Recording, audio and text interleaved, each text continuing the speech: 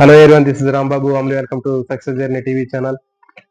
ఏపీలో మెగా డిఎస్సికి సంబంధించినటువంటి అప్డేట్స్ అనేవి మనం అందరం చూస్తున్నాం. అయితే దాదాపు ఏప్రిల్లో ఖచ్చితంగా డిఎస్సికి సంబంధించినటువంటి నోటిఫికేషన్ అనేది రావడానికి 100% అవకాశం ఉంటుంది అనేటటువంటి విషయం మనందరం చూస్తూనే ఉన్నాం. అయితే ఈ న్యూస్ ని చూసి చాలా మంది కొంతమంది చాలా లైట్ గా తీసుకుంటున్నారు. అంటే ఎలాంటివి గతంలో చాలా చూసాము, మళ్ళీ కూడా ఇంకొక నెల వాయిదా వేసే అవకాశం ఉంటుందని కొంతమంది అనుకుంటున్నారు. మరి కొంతమంది మిత్రులు కొంచెం టెన్షన్ గా ఫీల్ అవుతున్నారు. సో మరి ఇలాంటి పరిస్థితుల్లో ఈసారి మనం ఖచ్చితంగా 100% డిఎస్సి నోటిఫికేషన్ మనం ఖచ్చితంగా ఎక్స్పెక్ట్ చేయాల్సినటువంటి అవకాశం ఉంటుంది. సో కాబట్టి ఖచ్చితంగా ఏప్రిల్ మొదటి వారంలో కాకపోయినా ఏప్రిల్ చివరి వరకైనా ఖచ్చితంగా ఈ మెగా డిఎస్సికి సంబంధించినటువంటి, అంటే సుమారు 16,000 పైన ఉన్నటువంటి ఈ డిఎస్సికి సంబంధించినటువంటి టీచర్ పోస్టులకు సంబంధించినటువంటి నోటిఫికేషన్ అనేది ఖచ్చితంగా 100% మనం ఎక్స్పెక్ట్ చేయడానికి అవకాశం ఉంటుంది. సో కాబట్టి ఈ పరిస్థితుల్లో మరి ఈ మెగా డిఎస్సి నోటిఫికేషన్ సంబంధించినటువంటి ఈ సిచ్యువేషన్ లో మరి కొన్ని రకాలైనటువంటి ప్రశ్నల గురించి మనం డిస్కస్ చేయాల్సినటువంటి అవసరం ఉంటుంది. అంటే ప్రతి ఒక్క ఆస్పిరెంట్ కి కూడా ఈ వాళ్ళకి సంబంధించినటువంటి కొన్ని డౌట్స్ అనేవి ఉన్నాయి. సో మరి ఈ ప్రిపరేషన్ అనేది ఎట్లా చేయాలి, అంటే ఇప్పుడు ఒకవేళ ఏప్రిల్లో నోటిఫికేషన్ వచ్చినట్లయితే ప్రిపరేషన్ అనేది ఏ విధంగా చేయాలి, మరి టెట్ మార్కుల ఎఫెక్ట్ డిఎస్సి మీద ఏ విధంగా ఉంటుంది, తర్వాత ప్రైవేట్ జాబ్ చేసే వాళ్ళ యొక్క పరిస్థితి ఏమిటి, పోస్టుల సంఖ్య ఎన్ని ఉంటుంది. సో కాబట్టి ఇలాంటి అంశాలు అనేటటువంటివి ప్రతి ఒక్క డిఎస్సి ప్రిపేర్ అయ్యేటటువంటి ఆస్పిరెంట్ లో ఉండేటటువంటి కొన్ని ముఖ్యమైనటువంటి డౌట్స్. సో కాబట్టి ఇలాంటి పరిస్థితుల్లో మనం ప్రతి ఒక్క ఆస్పిరెంట్ ఏం చేయాలి అనేటటువంటి దాని గురించి ఇక్కడ మనం డిస్కస్ చేద్దామండి. సో దాంట్లో మనం ఒక్కొక్క దాని గురించి నేర్చుకున్నాం. సో ఫస్ట్ మరి ఈ డిఎస్సి రాసేటటువంటి ప్రతి ఒక్క ఆస్పిరెంట్ మరి డిఎస్సి జాబ్ ని మనం ఖచ్చితంగా సాధించాలి అంటే మనకి పాజిటివ్ గా ఉండేటటువంటి రెండు ముఖ్యమైనటువంటి అంశాల గురించి ఇక్కడ నేను డిస్కస్ చేద్దాం అనుకుంటున్నాను. సో ఈ రెండు ముఖ్యమైనటువంటి అంశాలు మీరు ఫస్ట్ టార్గెట్ గా పెట్టుకోండి. డిఎస్సి ప్రిపేర్ అయ్యేటటువంటి ప్రతి ఒక్క ఆస్పిరెంట్ కూడా ఇప్పుడు నేను చెప్పేటటువంటి రెండు ముఖ్యమైనటువంటి అంశాలని మనం మైండ్ లో పెట్టుకున్నట్లయితే మన టార్గెట్ ని మనం 100% రీచ్ అవడానికి అవకాశం ఉంటుంది. మరి ఆ రెండు ముఖ్యమైనటువంటి అంశాలు ఏంటి అంటే, మరి గవర్నమెంట్ టీచర్ జాబ్కి వచ్చేటటువంటి శాలరీ అనేటటువంటి దాని గురించి ఒకసారి మీరు దాని మీద ఫోకస్ చేయండి. అంటే మిగిలినటువంటి ప్రైవేట్ ఫీల్డ్ లో ఉన్నప్పుడు మనకి ఎంత శాలరీ వస్తుంది, ఒక టీచింగ్ ఫీల్డ్ గవర్నమెంట్ జాబ్ వచ్చినప్పుడు ఒక ఎస్జిటి కానివ్వండి లేకపోతే ఒక స్కూల్ అసిస్టెంట్ కానీ జాబ్ వచ్చినప్పుడు మనకి శాలరీ ఏ విధంగా ఉంటుంది. సో కాబట్టి శాలరీ అనేది చాలా ముఖ్యమైనటువంటి అంశం. అంటే మనం ఒక లైఫ్ ని మనం ప్లాన్ చేసుకోవాలి అంటే శాలరీ కూడా చాలా ముఖ్యమైనటువంటి అంశం. సో మరి ఇలాంటి పరిస్థితుల్లో మరి మనకి ఎస్జిటికి కానివ్వండి స్కూల్ అసిస్టెంట్ కానీ శాలరీ ఎంత ఉంటుంది అనేటటువంటి మెయిన్ ఇది ఒక అంశం అనేది ఉంటుంది. ఈ అంశాన్ని మనం ఫోకస్ చేసినట్లయితే మనం ఖచ్చితంగా దాన్ని ఎక్కువ ఫోకస్ చేయడానికి డిఎస్సి ప్రిపరేషన్ కి అవకాశం ఉంటుంది. తర్వాత జాబ్ సాటిస్ఫాక్షన్ అనేది 100% ఉంటుందండి. మీరు ఏ రకమైనటువంటి మిగిలినటువంటి గవర్నమెంట్ జాబులతో కంపేర్ చేసినప్పుడు ఒక టీచింగ్ ఫీల్డ్ లో ఉన్నటువంటి ఆ సాటిస్ఫాక్షన్ అనేది మిగిలినటువంటి ఏ జాబ్ లో కానీ ఏ డిపార్ట్మెంట్ లో కానీ ఉండదు. ఒక పోలీస్ డిపార్ట్మెంట్ తీసుకోండి లేకపోతే ఒక రెవెన్యూ డిపార్ట్మెంట్ తీసుకోండి, ఏ డిపార్ట్మెంట్ తీసుకున్నా కానీ మన టీచింగ్ ఫీల్డ్ లో ఉన్నటువంటి టీచర్ కు ఉన్నటువంటి సాటిస్ఫాక్షన్ అనేది ఏ డిపార్ట్మెంట్ లో కూడా ఉండదు. అయితే మనకు వచ్చేటటువంటి శాలరీ అనేది లిమిటెడ్ గా ఉన్నప్పటికీ కూడా మనకి ఒక పర్టికులర్ టైం టేబుల్ అనేది ఉంటుంది. అంటే ఒక టీచర్ కి పర్టికులర్ గా ఒక టైం టేబుల్ అనేది ఉంటుంది. ఈ టైం టేబుల్ ప్రకారం మనం స్కూల్కి వెళ్ళడం, టైం టేబుల్ ప్రకారం ఇంటికి రావడం, మనకున్న అలాట్ చేసినటువంటి టైం ప్రకారం మనకి టైం టు టైం క్లాసులకు వెళ్ళడం. సో ఇలాంటి అంశాలన్నీ కూడా మనకి ఒక సిస్టమేటిక్ గా ఉండటం జరుగుతుంది. సో కానీ మిగిలినటువంటి డిపార్ట్మెంట్లు తీసుకుంటే మిగిలినటువంటి డిపార్ట్మెంట్ లో వాళ్ళకి చాలా రకాలైనటువంటి టెన్షన్స్ ఉంటాయి, హైయర్ అథారిటీస్ నుంచి కొన్ని ప్రెజర్స్ కూడా ఉంటాయి. సో కానీ మన డిపార్ట్మెంట్ లో కూడా ఎలాంటివి కూడా ఉండవు. చాలా సాటిస్ఫాక్షన్ అనేటటువంటి జాబ్ ఇది. సో కాబట్టి మనకి ఇంటి దగ్గర ఉన్నప్పుడు కూడా మనకి పిల్లలతో స్పెండ్ చేయడానికి అవకాశం ఉంటుంది. అదే విధంగా ఒక స్కూల్ కి వెళ్ళినప్పుడు కూడా ఆ పిల్లలతోటి మనం టైం స్పెండ్ చేయడానికి అవకాశం ఉంటుంది. సో కాబట్టి ఈ టీచింగ్ ఫీల్డ్ ను మనం సెలెక్ట్ చేసుకోవాలి అంటే ఒక గవర్నమెంట్ జాబ్ మనం సాధించాలి అంటే ప్రతి ఒక్క డిఎస్సి ఆస్పిరెంట్ కూడా ఖచ్చితంగా ఈ రెండు అంశాలను దృష్టిలో పెట్టుకోండి. అంటే మనం చేసేటటువంటి ప్రిపరేషన్ ఏ స్థాయిలో చేస్తే మనం ఈ టార్గెట్ ని మనం రీచ్ అవుతున్నాము అనేటటువంటి అంశాన్ని మనం గుర్తుంచుకోవాలి అంటే ఖచ్చితంగా ఇది చాలా ప్రధానమైనటువంటి అంశాలు. ఇప్పుడు మరి శాలరీ తీసుకున్నట్లయితే చూడండి, మరి ఎస్జిటికి ఎంత శాలరీ వస్తుంది, తర్వాత స్కూల్ అసిస్టెంట్ కి ఎంత శాలరీ వస్తుంది అనేటటువంటి అంశాన్ని కొంతమంది మిత్రులు గతంలో అడగటం జరిగింది. కాబట్టి ఇవి కూడా మనకి ఒక రకమైనటువంటి పాజిటివ్ మోటివేషన్సే. సో, మరి మనం బయట చేసేటటువంటి ప్రైవేట్ జాబ్స్‌తో కంపేర్ చేసినప్పుడు, బయట చేసేటటువంటి జాబ్స్‌తో ఉన్నటువంటి సాటిస్ఫాక్షన్‌తో కంపేర్ చేసినప్పుడు, మరి ఈ జాబ్‌లో మనకి వచ్చేటటువంటి సాలరీ పర్టిక్యులర్స్ అనేటటువంటివి మనం ఒకసారి చూసుకున్నట్లయితే, ఎస్‌జిటి తీసుకున్నట్లయితే బేసిక్ 31,000 నుంచి 90,000 దాకా ఉంటుంది. కాబట్టి ఈ స్కేల్ అనేటటువంటిది ఎస్‌జిటికి సంబంధించినటువంటి స్కేలు 30,000 నుంచి 31,000 నుంచి 92,000 వరకు ఉంటుంది. సో, మరి ఇంకా దీంట్లో ప్రతి సంవత్సరం గూడా మీకు ఇంక్రిమెంట్‌లనేవి ఎవ్రీ ఇయర్ ఇంక్రిమెంట్‌లనేవి ఉంటాయి. ఇంకా 6 ఇయర్స్‌కి ఒకసారి ఇంక్రిమెంట్ ఉంటుంది. 12 ఇయర్స్‌కి ఒకసారి ఇంక్రిమెంట్ ఉంటుంది. 24 ఇయర్స్‌కి ఇంక్రిమెంట్ ఉంటుంది. ఓకే. కాబట్టి సో, మరి తర్వాత స్కూల్ అసిస్టెంట్ తీసుకున్నట్లయితే, స్కూల్ అసిస్టెంట్‌కి ఇంకా 42,300 నుంచి స్కేలు 1,15,000 వరకు ఉంటుంది. కాబట్టి ఇంకా దీంట్లో మనకి ప్రతి సంవత్సరానికి ఒకసారి మనకి ఇంక్రిమెంట్లు రావటం, తర్వాత ఎవ్రీ 6 ఇయర్స్‌కి, 12 ఇయర్స్‌కి, 24 ఇయర్స్‌కి మనకి ప్రమోషన్‌కి సంబంధించినటువంటి ఛానల్ కూడా ఉంటుంది. స్కూల్ అసిస్టెంట్ అయితే ప్యానల్ గ్రేడ్ హెచ్ఎంకి, తర్వాత లేకపోతే గెజిటెడ్ హెచ్ఎంకి ప్రమోషన్ అవ్వడానికి కూడా అవకాశం ఉంటుంది. కాబట్టి ఈ స్కేల్స్ అనేటటువంటివి మనం ఒకసారి కంపేర్ చేసినట్లయితే మిగిలినటువంటి మనకి వచ్చేటటువంటి మనం చేసేటటువంటి ప్రైవేట్ జాబ్‌లో వచ్చేటటువంటి సాలరీతో కంపేర్ చేస్తే మనకి యాస్ ఎ గవర్నమెంట్ టీచర్‌గా మంచి సాలరీ అనేది మనం గెయిన్ చేయగలుగుతూ ఉంటాము. అంటే మరి మనకు వచ్చేటటువంటి సాలరీతో మనం లగ్జరీగా బతుకుతామా అంటే అది ఒక రకంగా చెప్పాలి అంటే సాధ్యం కాదు అనే చెప్పాలి.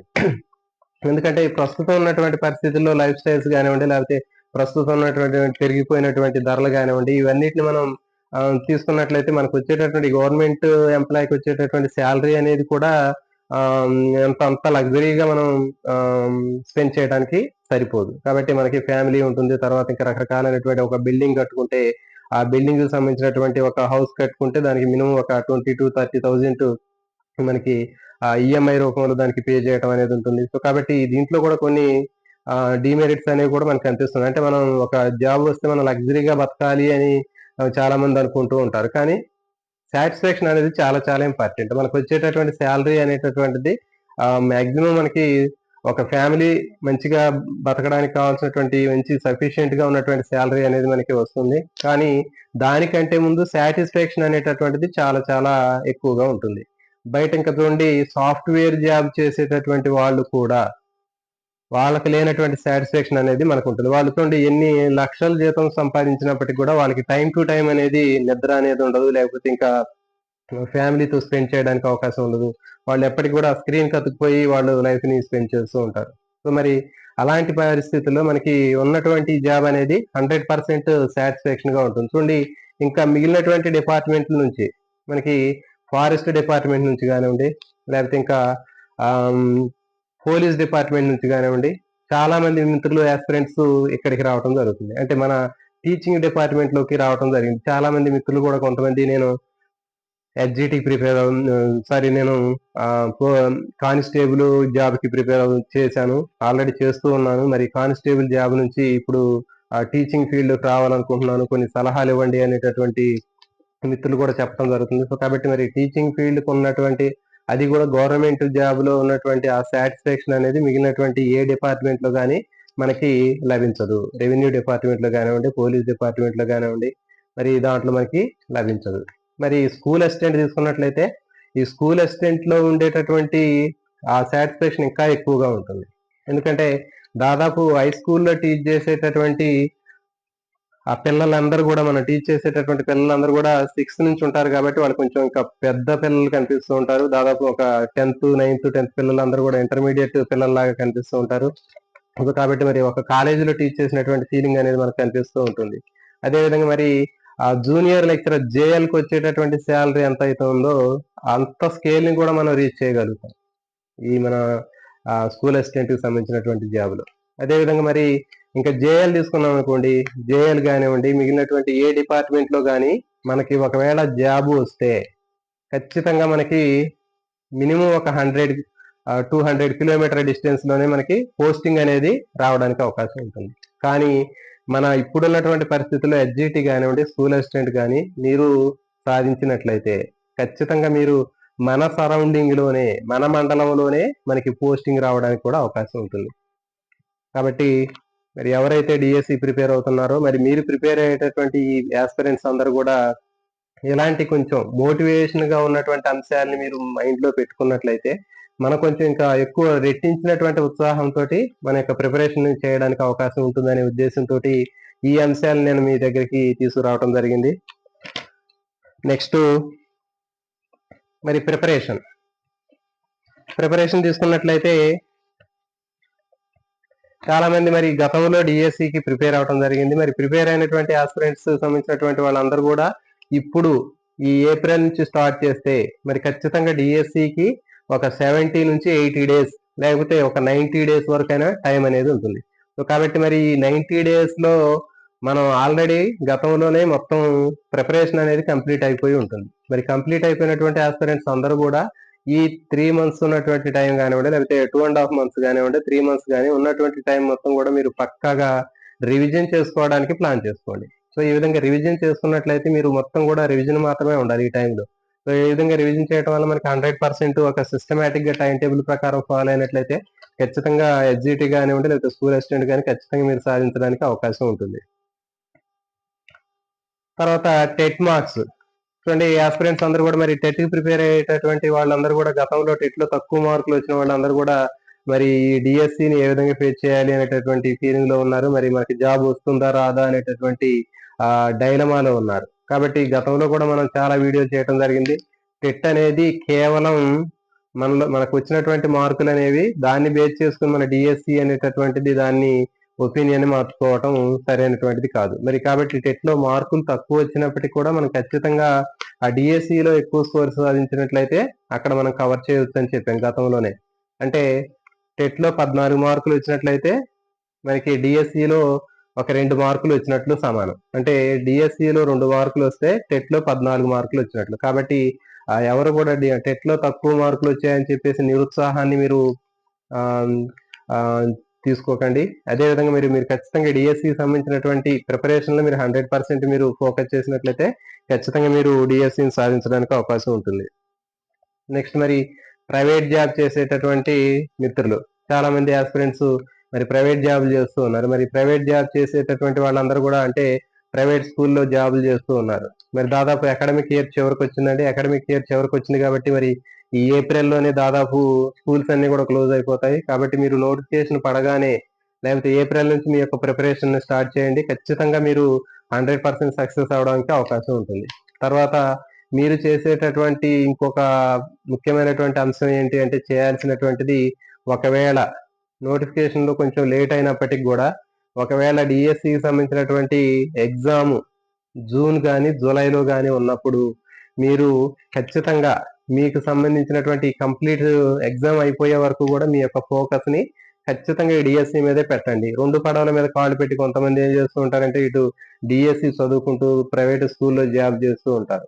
మరి అలాంటి సందర్భం ఫర్ ఎగ్జాంపుల్ జూన్ ఉందనుకోండి, జూన్ లో మరి ఒక స్టార్టింగే కదా మనకి పెద్దగా క్లాసులు ఏమి స్కూల్లో ఉండవు, నేను వెళ్తా అక్కడికి వెళ్ళి చదువుకుంటాను అని చెప్తే మాత్రం అది సరైనటువంటి పద్ధతి కాదు. గతంలో కూడా చాలా మంది మిత్రులు మాకు సంబంధించినటువంటి తెలిసినటువంటి మిత్రులు కూడా అదే విధంగా చేయడం వల్ల వాళ్ళు ఫెయిల్ అవటం జరిగింది డిఎస్సిలో. సో కాబట్టి ఖచ్చితంగా మీరు ఏప్రిల్ నుంచి స్టార్ట్ చేసినట్లయితే ఖచ్చితంగా మీరు చదవాల్సినటువంటి ఆ డిఎస్సికి సంబంధించినటువంటిది 100% ఫోకస్ దాని మీద పెట్టి ఒకవేళ జూన్ జూలైకి వచ్చినప్పటికి కూడా మీరు ఖచ్చితంగా డిఎస్సి అయిపోయే వరకు కూడా మీ ఫోకస్ ని ఆ డిఎస్సి మీద పెట్టినట్లయితే మీరు ఖచ్చితంగా ఆ డిఎస్సిలో సక్సెస్ అవ్వడానికి అవకాశం ఉంటుంది. మరి అట్లా కాకుండా మీరు స్కూల్లో చెప్పుకుంటూ మళ్ళీ డిఎస్సి చదువుతాను అంటే మాత్రం అది మీకు చాలా మైనస్ అయ్యే అవకాశం కనిపిస్తుంది. ఎందుకంటే మరి చూసే మరి డిఎస్సి అనేటటువంటిది దాదాపు చాలా సంవత్సరాల తర్వాత మరి డిఎస్సి నోటిఫికేషన్ పడుతుంది. మరి ఇలాంటి నోటిఫికేషన్ అనేది మీరు ఒకసారి మిస్ అయినట్లయితే మళ్ళీ భవిష్యత్తులో మళ్ళీ ఇలాంటి నోటిఫికేషన్ రావడానికి కనీసం ఒక 5-6 years అయినా మళ్ళీ పట్టవచ్చు. సో కాబట్టి ప్రతి ఒక్కళ్ళు కూడా మనం దీన్ని పాజిటివ్ గా ఆలోచించి ఖచ్చితంగా మీ యొక్క ప్రిపరేషన్ ని కంటిన్యూ చేయాల్సినటువంటి అవకాశం ఎంతైనా ఉంటుంది. నెక్స్ట్ పోస్టులు మరి చూడండి, చాలా మంది ఆస్పిరెంట్స్ పోస్టులు ఉంటాయా, లేకపోతే మా మా రిజర్వేషన్ లో ఉంటాయా, మా జిల్లాలో ఉంటాయా అనేటటువంటి ఆ ఆస్పెక్ట్ లో ఆలోచిస్తూ ఉంటారు. సో మరి అలాంటి దానికి చాలా మంది ఖచ్చితంగా మనం చేయాల్సిందంటే మనం ప్రిపరేషన్ అనేది మనం చేసుకుంటూ వెళ్తూ ఉండాలి. ఖచ్చితంగా మనం చేసేటటువంటి ప్రయత్నంలో ఎలాంటి లోటు లేకుండా చేసినట్లయితే ఖచ్చితంగా సక్సెస్ అనేది ఖచ్చితంగా మన వెంట ఉంటుంది. కానీ అట్లా కాకుండా మనకి పోస్టులు చూసి, నోటిఫికేషన్ చూసి పోస్టులు ఉన్నప్పుడే చదువుకుంటాను, లేకపోతే మన రిజర్వేషన్ లో ఉంటేనే చదువుకుంటాను అనేటటువంటిది ఎవరైతే చేస్తారో ఆ ఆస్పెక్ట్ లో ఆలోచించేటటువంటి వాళ్ళకి ఖచ్చితంగా సక్సెస్ అనేది రావడానికి చాలా తక్కువ ఛాన్స్ అనేది కనిపిస్తుంది. సో కాబట్టి మన ప్రయత్నం అనేది మనం ముందుకు చేసుకుంటూ పోతే ఖచ్చితంగా రిజల్ట్ అనేది ఆటోమేటిక్ గా అది మనకి కనిపిస్తూ ఉంటుంది. నెక్స్ట్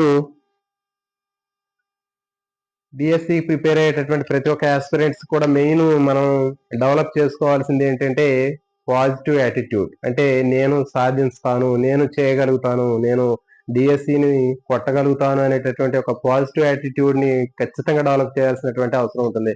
ఆ ఆస్పెక్ట్ లో మనం చదివినట్లయితే ఖచ్చితంగా మనం డిఎస్సి సక్సెస్ చేయగలుగుతాము. ఒకవేళ మనం ఎప్పుడైతే చాలా మంది నెగిటివ్ థాట్స్ లో ఉంటారు, మనకి యాడ్ వస్తుంది, లేకపోతే ఇన్ని పోస్టులే ఉన్నాయి, మనం చదవలేము, మన వల్ల కాదు అనుకున్నప్పుడు మనం చదివేటటువంటిది కూడా ఇంకా వెనక్కిపోయే అవకాశం ఉంటుంది. సో చూడండి మరి మనం చేసేటటువంటి ప్రయత్నం కొంతవరకు ప్రయత్నం చేసి వదిలేస్తే మనకు రావాల్సినటువంటి అవకాశం అనేది మన వెనక ఉన్నటువంటి వాళ్ళకి రావడానికి అవకాశం ఉంటుంది. గతంలో కూడా నేను ఒకటి చెప్పాను. ఒక అతను ఎక్కడ వజ్రాలు పడుతున్నాయని చెప్పేసి తనకున్నటువంటి ఆస్తిని, పొలాన్ని అన్నిటిని అమ్మి ఒక ఎకరం పొలం కొని ఆ పొలంలో వజ్రాల కోసం తవ్వుతుంటే ఆ వజ్రాలు అనేవి దొరకలేదు. అతను ఆ పొలంలోని చాలా లోతుగా తవ్వి తవ్వి 5 అడుగులు, 10 అడుగులు, 20 అడుగులు తవ్వాడు. ఎక్కడా దొరకలేదు, వదిలేశాడు. కానీ మరి అదే పొలాన్ని వేరే అతనికి అమ్మినప్పుడు అతను ఎవరైతే కొనుక్కున్నాడో అతను ఏం చేశాడు, ఇతను ఎక్కడ వరకు తవ్వి వదిలేశాడో అక్కడే మళ్ళీ కొంచెం తవ్వాడు. కొంచెం తవ్వితే అతనికి వజ్రాలు పొర అనేది దొరికిందని చెప్పాం. సో మరి అంటే ఇక్కడ కూడా అంతే. మరి అతను అంతవరకు తవ్వి ఇంకొంచెం తవ్వచ్చు కదా, ఇంకొక ప్రయత్నం చేసి ఇంకో కాస్త తవ్వితే అతనికి అవకాశం దొరికేది. కానీ అతను చేయలేదు. కానీ ఇక్కడ కూడా అంతే.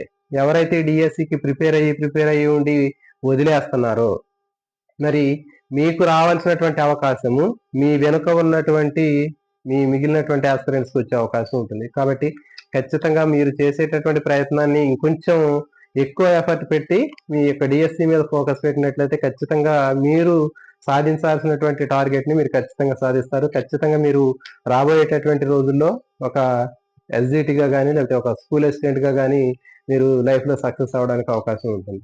చాలా మంది చూడండి ఆస్పిరెంట్స్ మిగిలినటువంటి మనం చదువుతుంటే బయట ఉన్నటువంటి వాళ్ళందరూ కూడా రకరకాలైనటువంటి నెగిటివ్ గా మన్ని మైండ్ ని డైవర్ట్ చేస్తూ ఉంటారు. ఇతనికి జాబ్ యాడ్ వస్తుంది, లేకపోతే వీడికి ఎందుకు అనవసరంగా చదివిస్తున్నాడు అనేటటువంటి ఆ కోణంలో చాలా మంది మనని నెగిటివ్ గా డిస్కరేజ్ చేస్తూ ఉంటారు. మరి అలాంటి పరిస్థితుల్లో మనం వాళ్ళందరికీ కూడా మనం అంటే ఏంటి అనేటటువంటిది ఒకటి చూపించినట్లయితే వాళ్ళందరూ కూడా సైలెంట్ అవ్వడానికి అవకాశం ఉంటుంది. కాబట్టి మన చుట్టూ ఉన్నటువంటి వాళ్ళందరూ ఫోకస్ అనేది మన మీద ఉంటుంది. వీడేం చేస్తాడు, వీడు ఎట్లా చదువుతాడు, వీడికి జాబ్ వస్తుందా రాదా అనేటటువంటి ఆ మన కోసం ఆతృత అనేది ఎక్కువగా ఉంటుంది. అంటే చూడండి చాలా మంది సొంతగా మనకు సంబంధించినటువంటి అంశాల మీద కంటే పక్క వాళ్ళ మీద ఎక్కువ ఫోకస్ పెడుతూ ఉంటారు చాలా మంది. సో మరి అలాంటి వాళ్ళకి మనం అంటే ఏంటో అనేది మనం ఒక ప్రూవ్ చేసి చూపించినట్లయితే మన యొక్క సక్సెస్ అనేది వాళ్ళకి అర్థమవుతుంది. సో కాబట్టి ఖచ్చితంగా ఈ ప్రిపేర్ అయ్యేటటువంటి ఆస్పిరెంట్స్ అందరూ కూడా ఖచ్చితంగా మీరు ఇప్పటి నుంచి అయినా మీరు ప్రిపరేషన్ ని స్టార్ట్ చేయండి. తర్వాత కొత్తగా ప్రిపేర్ అయ్యేటటువంటి ఆస్పిరెంట్స్ ఎవరైతే ఉన్నారో, మీరు కొత్తగా ప్రిపేర్ అయ్యేటటువంటి డిఎస్సి ఆస్పిరెంట్స్ ఉన్నారో, మీరు ఖచ్చితంగా కూడా ఒక టైం టేబుల్ అనేది వేసుకోండి. ఆ టైం టేబుల్ వేసుకొని మీరు చదివేటటువంటిది పర్ఫెక్ట్ గా చదువుకోండి. ఒక సిస్టమేటిక్ గా టైం టేబుల్ వేసుకోండి. టైం టేబుల్ ప్రకారం మనం చదివినట్లయితే ఖచ్చితంగా కేవలం ఒక 3-4 నెలల్లో ఏ విధంగా జాబ్ కొట్టాలి అనేటటువంటి దాన్ని కూడా మనం ఒక వీడియో చేయడం జరిగింది. దాని ప్రకారం మనం ఒక టైం టేబుల్ అనేది చాలా చాలా ఇంపార్టెంట్ అని చెప్పాం. మన యొక్క సక్సెస్ కి మన యొక్క టైం టేబుల్ అనేది 100% ఉపయోగపడుతుంది. టైం టేబుల్ అనేది ఒక ఏమని చెప్తారు, ఒక స్టీరింగ్ లాంటిది. ఒక వెహికల్ కి ఒక స్టీరింగ్ ఎంత ముఖ్యమో మనకి ప్రిపరేషన్ చేసేటప్పుడు మనకి ఆ టైం టేబుల్ అనేది కూడా అట్లాంటిది. మరి టైం టేబుల్ లేకపోతే ఒక డ్రైవింగ్ చేసేటటువంటి ఒక సముద్రంలో ఉన్నటువంటి నావకి ఆ స్టీరింగ్ లేదు చుక్కాని అనేది ఏ విధంగా ఉపయోగపడుతుందో తన గమ్యానికి చేరడానికి ఉపయోగపడుతుంది. అది లేకపోతే అది ఏ తీరానికి కొట్టుకుపోతుందో తెలియదు. సో కాబట్టి మనకి కూడా ఒక టైం టేబుల్ అనేది చాలా చాలా ఇంపార్టెంట్. ఈ టైం టేబుల్ మన సక్సెస్ ని మనకి చూపించడానికి అవకాశం ఉంటుంది. సో కాబట్టి ఖచ్చితంగా ఒక టైం టేబుల్, పక్కా టైం టేబుల్ వేసుకోండి. ఆ టైం టేబుల్ ప్రకారం మీరు ప్రిపేర్ అవ్వండి. దాన్ని మీరు ఫాలో అయినట్లయితే మీకు 100% సక్సెస్ అనేది రావడానికి అవకాశం ఉంటుంది. మరి ఎవరైతే ఈ ఛానల్ చూస్తున్నారో, కొత్తగా చూసేటటువంటి ఆస్పిరెంట్స్ ఛానల్ ఖచ్చితంగా సబ్స్క్రైబ్ చేయండి. అదేవిధంగా వీడియోని లైక్ చేయండి. మీ ఫ్రెండ్స్ అందరికి కూడా షేర్ చేయండి. మన ఛానల్లో డిఎస్సికి సంబంధించినటువంటి, ఏపీకి కానివ్వండి, తెలంగాణకి సంబంధించినటువంటి, డిఎస్సికి సంబంధించినటువంటి బోలెడన్ని అంశాలన్నీ కూడా మీకు ఇందులో ఇవ్వటం జరిగింది. సో కాబట్టి ఇవన్నీ కూడా 100% ఉపయోగపడే అవకాశం ఉంటుంది. ఇంకొక ముఖ్యమైనటువంటి అంశం చెప్పడం మర్చిపోయాను. ఈ డిఎస్సికి ప్రిపేర్ అయ్యేటటువంటి ఆస్పిరెంట్స్ అందరూ కూడా మనం మూస పద్ధతిలో చదవకుండా, అంటే గతంలో వచ్చినటువంటి క్వశ్చన్ పేపర్ లాగా కాకుండా వచ్చేటటువంటి ప్రశ్నలన్నీ కూడా వాటి యొక్క సరళి అనేది మారుతూ ఉంది. అంటే ఇప్పుడు వచ్చేటటువంటి ప్రశ్నలన్నీ కూడా అప్లికేషన్ టైప్ క్వశ్చన్లు వస్తాయి, అండర్స్టాండింగ్ క్వశ్చన్లు వస్తాయి, మ్యాచింగ్స్ వస్తాయి, ఎగ్జాంపుల్స్ వస్తాయి, నెగిటివ్ క్వశ్చన్స్ వస్తున్నాయి. కాబట్టి ఈ అంశాలన్నిటిని కూడా మనం అర్థం చేసుకున్నప్పుడు మాత్రమే ఒక క్వశ్చన్ కి ఆన్సర్ చేయగలుగుతాం. కాబట్టి మనకి ప్రతి ఒక్క చాప్టర్ ని అకాడమీ టెక్స్ట్ బుక్లు చదవండి. తెలుగు అకాడమీ అనేది మనకి స్టాండర్డ్ బుక్స్, సైకాలజీ కానివ్వండి, మెథడాలజీ కానివ్వండి, కంటెంట్ కానివ్వండి, సో ఇవన్నీ కూడా తెలుగు అకాడమీకి సంబంధించినటువంటి టెక్స్ట్ బుక్స్ చదివినప్పుడు మనకి 100% మనకి మార్కులు గెయిన్ చేయడానికి అవకాశం ఉంటుంది. మనకి చదవడానికి కూడా ఇంట్రెస్ట్ గా ఉంటుంది. మొత్తం సిలబస్ అనేది ఒక సిస్టమేటిక్ గా ఉంటుంది కాబట్టి ఒక టైం టేబుల్ ప్రకారం మీరు ఫాలో అయినట్లయితే ఖచ్చితంగా మీరు జాబ్ ని రీచ్ అవ్వడానికి అవకాశం ఉంటుంది. కాబట్టి మిత్రులందరూ కూడా మళ్ళొకసారి గుర్తు చేస్తున్నాను. ఖచ్చితంగా వీటికి మీకు సంబంధించినటువంటి ఛానల్ సంబంధించినటువంటి నోటిఫికేషన్ బెల్ ఐకాన్ని ఆన్ చేసుకున్నట్లయితే మన వీడియోకి సంబంధించినటువంటి నోటిఫికేషన్ మీకు ఎప్పటికప్పుడు అప్డేట్స్ రావడానికి అవకాశం ఉంటుంది. సో కాబట్టి రాబోయే డిఎస్సీలో మీ అందరూ కూడా ఖచ్చితంగా సక్సెస్ అవ్వాలని ఆశిస్తూ జై హింద్.